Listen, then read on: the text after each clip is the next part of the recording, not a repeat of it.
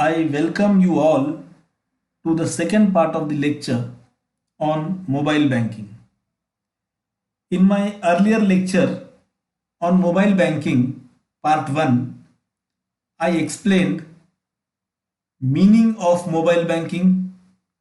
Then I explained some important facts which are related with mobile banking. I also explained some mobile banking services.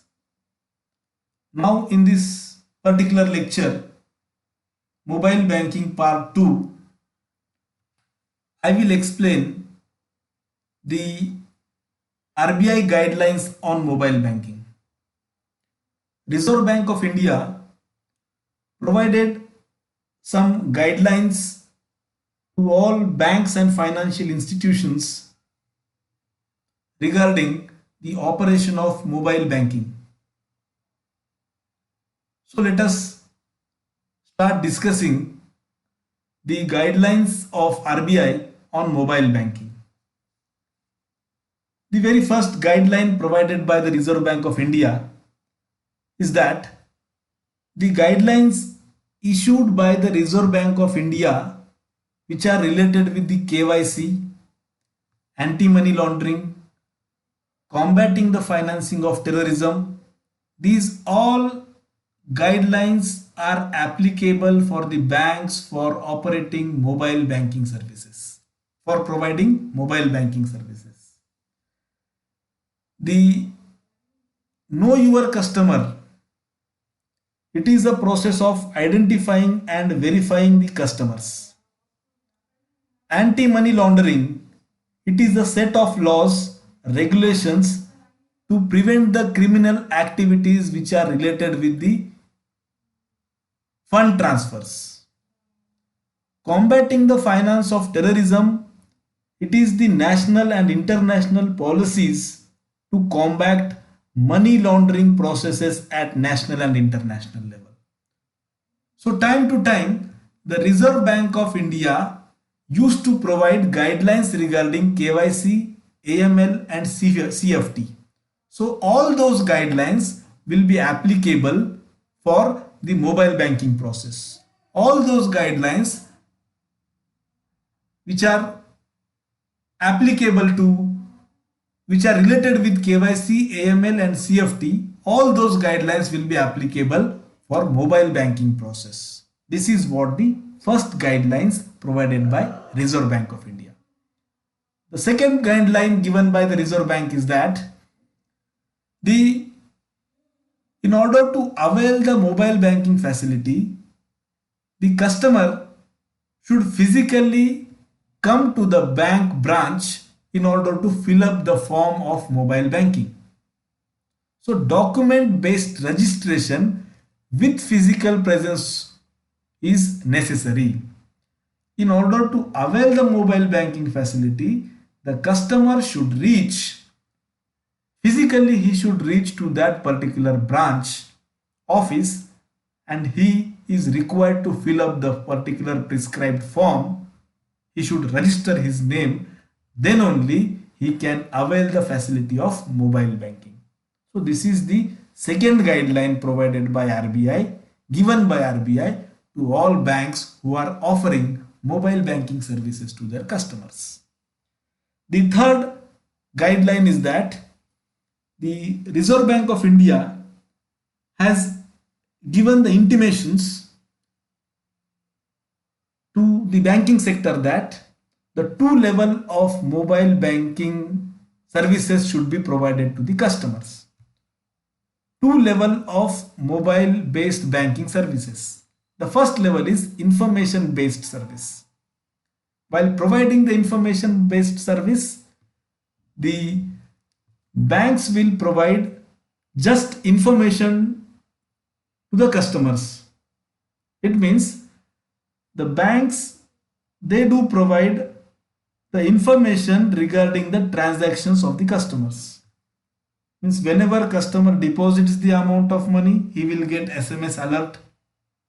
When customer withdraw the money, he will get SMS alert.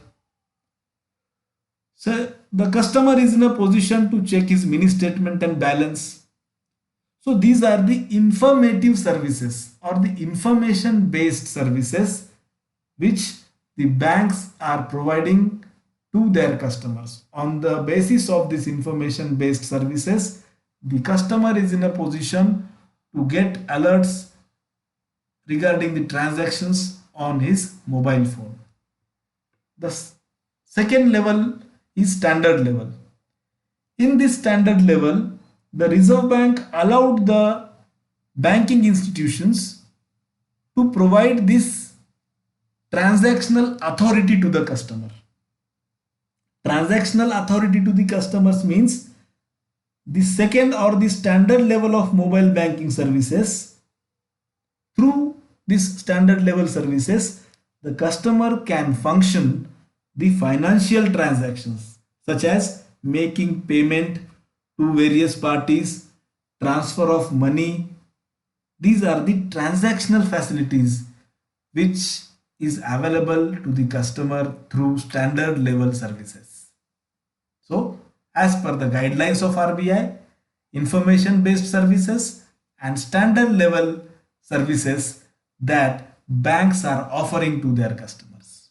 The next guideline is account opening form clearly indicate the option of mobile banking. As per the guidelines of the Reserve Bank of India, each and every bank which are offering this mobile banking services to their customers, they should clearly mention the mobile banking option in the application form itself. While opening an account in the bank, the intimation should be given to the customer that mobile banking facility is available in our bank and customer can avail that particular mobile banking facility by making a tick mark or by giving an approval for accessing that particular service. This is the fourth guideline given by Reserve Bank of India. The next guideline is no daily cap for transactions involved in purchase of goods and services. The RBI given the guideline to the banking institutions that no limit of transactions should be kept for purchasing goods and services. Daily cap means setting a transactional limit. No daily cap means there will be no limit of the amount while performing the transactions for purchasing goods and services. If a mobile banking user is transferring the money, then there will be a daily cap limit, means transactional limit is applicable. If he is performing a transactions for purchasing various goods and services, then there is no need to put a transactional limit on such transactions. This is the another guidelines of Reserve Bank of India. Then the next guideline is the maintain security and confidentiality of customers account. According to the guidelines of RBI, Reserve Bank of India, it is mandatory for each bank, every bank to maintain the security and confidentiality of customers account. The banks, it is the responsibility of the banks to not to disclose the details of the customers openly. So they should maintain the confidentiality, they should maintain the security of the customer account. Then next guideline is disclosure of risks and responsibilities and liabilities of the customers. It is the intimation of the RBI to the banks that they should intimate the customers that there is certain types of whatever the types of risks involved in the mobile banking process, they should disclose these risks to the customers in website or in some printed matters. The banks, it is the responsibility of the bank to disclose the risks which is involved in mobile banking process. They should clearly mention the risks on their website.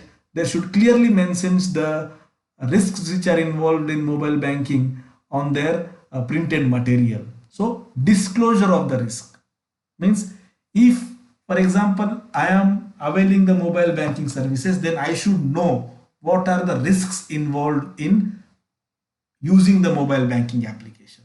That is the responsibility of the bank. They should disclose the risks. In the same way, they should disclose the responsibilities and liabilities of the customers at the same time. What are the responsibilities of a customer while using the mobile banking? While using the mobile banking application, what sort of responsibilities I should follow? What are the liabilities of the customers? That also the responsibility of the bank to disclose the responsibilities and liabilities of the customers. Then the next RBI guideline is regarding appointment of agents. While appointing the authorized agent, the bank should check all the details of the agent. The bank should be very alert while appointing the authorized agents.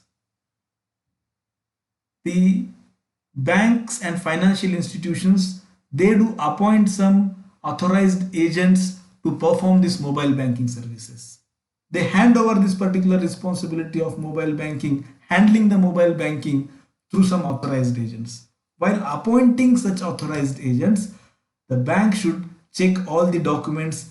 The banks should make to take all the details of that particular agents. Then only the bank should provide the authority to those agents to perform in the area of mobile banking.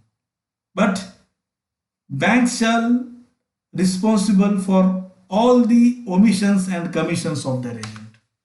Whatever the mistakes done by the agents, those all mistakes, the bank should adopt those all mistakes, and banks are responsible for all the mistakes performed by the agents. That responsibilities should be taken by the bank. Such type of guideline is provided by Reserve Bank of India. The next guideline is handling customer grievances and complaints. As the bank handles the customers' grievances and complaints in physical banking, in direct banking, in the same way, the grievances and complaints handling mechanism should also be applicable for the mobile banking.